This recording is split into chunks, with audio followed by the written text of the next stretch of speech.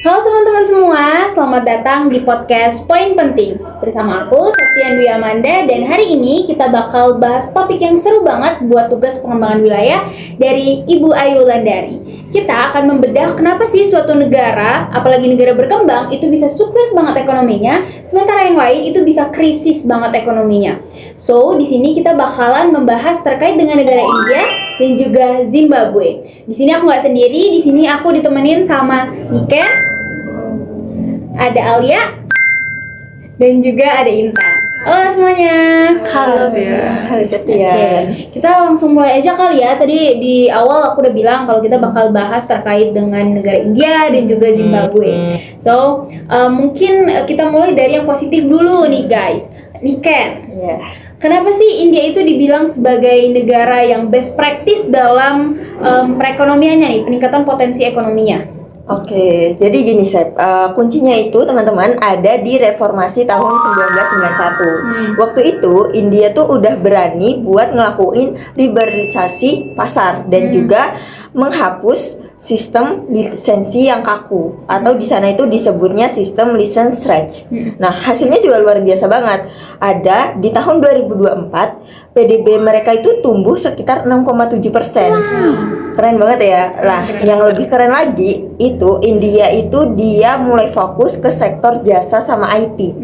Nah, dengan itu, sekarang India itu mulai menjadi salah satu pusat teknologi dunia. India nunjukin banget kalau investasi di sumber daya manusia yang terdidik, apalagi ditunjang dengan ekonomi yang lebih terbuka, itu bisa banget jadi jalan ninja untuk negara berkembang bisa menjadi lebih baik ke depannya gitu. Wah, oke. Keren banget sih India, mulai dari krisis dulu di 1991, habis itu mulai melakukan perbaikan sampai sekarang jadi salah satu negara dengan best practice potensi ekonomi yang keren banget. Oke.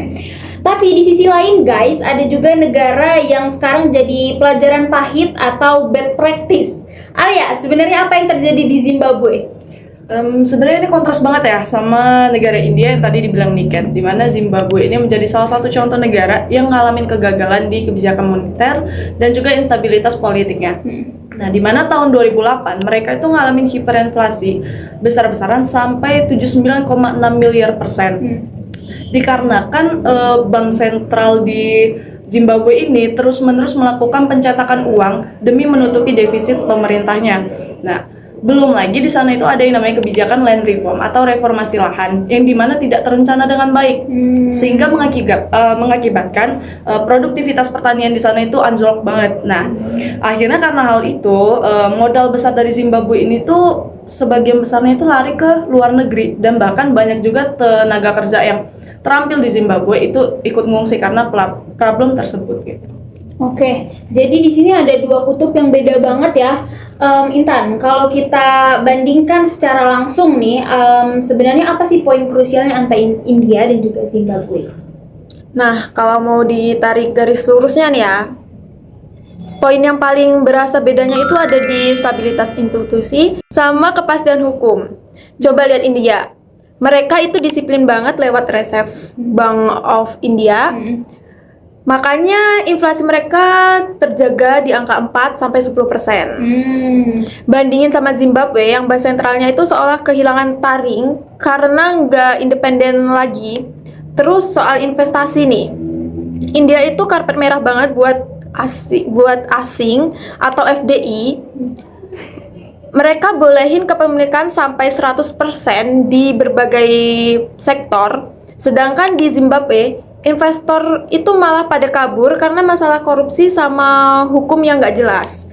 Jadi ya gitu, satu negara fokus ke bangun kepercayaan, dan yang satu lagi malah bikin orang itu jadi takut naro investasi modal gitu. Oke, iya, benar banget. Berarti dari sini bisa kita tarik ya, kalau misalkan stabilitas dari institusional dan juga kepastian hukum itu tuh sangat berpengaruh terhadap kondisi ekonomi dalam suatu negara ya. Nih, terakhir nih guys, apa sih strategi yang bisa kita ambil sebagai negara berkembang, apalagi nggak usah kita jauh-jauh lagi, Indonesia sendiri gitu, supaya tidak mengalami kejadian seperti krisis yang dialami oleh Zimbabwe tapi juga bisa belajar dari India sebagai negara best practice. Oke, mungkin dari aku sendiri. Kalau dari aku, kita sebagai negara Indonesia bisa belajar itu dengan wajib investasi di pendidikan sih. Kayak sains, teknologi, juga investasi di infrastruktur digital kayak yang udah diterapin di India. Harapannya kalau kita bisa mengadopsi dan investasi dengan itu, kita bisa menjadi negara yang lebih baik lagi untuk kedepannya gitu. Iya benar banget. Kalau dari aku sendiri itu menjaga independensi suatu bank sentral di setiap negara itu bukan suatu pilihan ya, tapi juga keharusan. Dimana ya, karena kalau kebijakan moneter itu sudah dipengaruhi sama kepentingan tertentu, itu dampaknya besar banget tuh. Dari mulai inflasi yang bisa tinggi atau bahkan sampai krisis ekonomi. Dan yang nggak kalah penting nih, semua reformasi kebijakan itu harus transparan, jangan ada yang ditutup-tutupin, terus harus didukung sama kepastian hukum yang kuat biar semua pihak itu merasa aman. Oke, berarti kesimpulannya adalah kalau misalkan kekayaan alam aja tuh nggak cukup, tapi juga harus dibarengi sama tata kelola dengan terus juga kepercayaan publik dan hal-hal yang mendukung supaya negara itu bisa jauh lebih kokoh. Oke, makasih buat Niken, Alia, dan Intan udah mau bagi waktunya. Semoga podcast singkat ini bermanfaat buat teman-teman yang ada di rumah yang lagi nonton gitu. So, aku Septian pamit undur diri. Sampai jumpa.